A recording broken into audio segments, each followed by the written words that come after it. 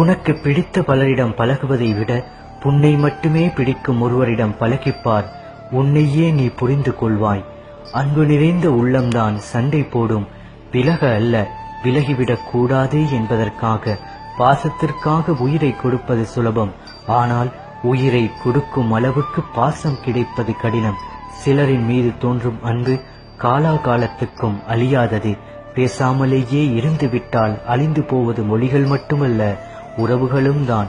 உயிர் விட்டு போகும் வழியை விட உண்மையான உறவு விட்டு போகும் வழி மிகவும் கொடுமையானது. சிலரிடம் பேசினால் நிம்மதி, சிலரிடம் பேசாமல் இருந்தால் நிம்மதி. யாருமே இல்லாமல் இருப்பது தனிமை அல்ல, சுற்றி எல்லோரும் இருந்தும் யாருமே இல்லாத ஒரு உணர்வே தனிமை. யாரையும் அதிகம் நேசிக்காதே.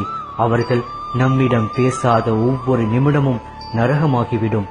யாருக்காக நம்மை மாற்றிக்கொள்கிறோமோ அவர்கள் வேறு யாருக்காகவோ நம்மை விட்டு பிரிந்து செல்கிறார்கள்.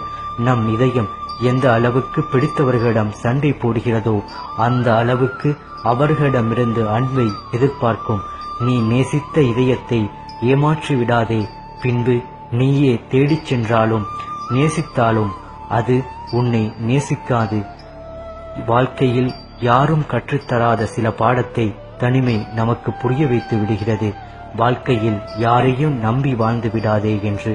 யாரிடம் அதிகம் அன்பு வைக்கிறோமோ பிரியும் நேரத்தில் அழுவது உன் கண்களாக இருக்காது, உன் இதயமாக இருக்கும்.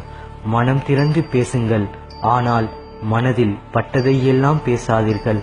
சிலர் புரிந்து கொள்வார்கள், சிலர் பிரிந்து செல்வார்கள்.